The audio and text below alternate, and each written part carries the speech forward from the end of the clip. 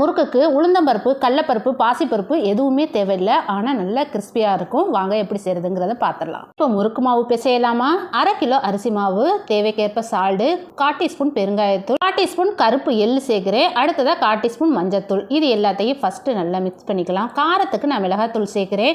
நீங்கள் வேணும்னா சேர்த்துக்கோங்க, இல்லைன்னா ஸ்கிப் பண்ணிக்கோங்க. இந்த முறுக்குக்கு டேஸ்ட்டுக்கு ஒரு முட்டையை உடச்சி ஊற்றி முட்டையை நல்லா மிக்ஸ் பண்ணிவிட்டு அப்புறம் மாவோட நல்லா மிக்ஸ் பண்ணுங்கள்.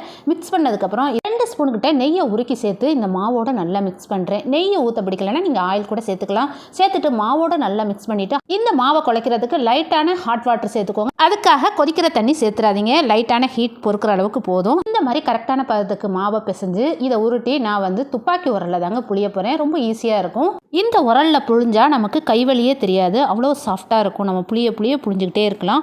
ஆனால் இந்த கண்ணில் நிறைய ஆப்ஷன் கொடுத்துருக்காங்க. எதை வேணாலும் நம்ம சூஸ் பண்ணி அதுக்கு தகுந்த மாதிரி நம்ம புழிஞ்சிக்கலாம். டக்குன்னு செய்யக்கூடிய முறுக்கு இது ரொம்ப நேரம் ஆகாதுங்க. டக்குன்னு நம்ம எடுத்தோமா, புளிஞ்சோமா, போட்டோமா, சாப்பிட்டோமான் இருக்கும். அப்படி ஒரு டேஸ்ட்டாகவும் இருந்துச்சு. ட்ரை பண்ணி பாருங்கள், உங்களுக்கும் பிடிக்கும்.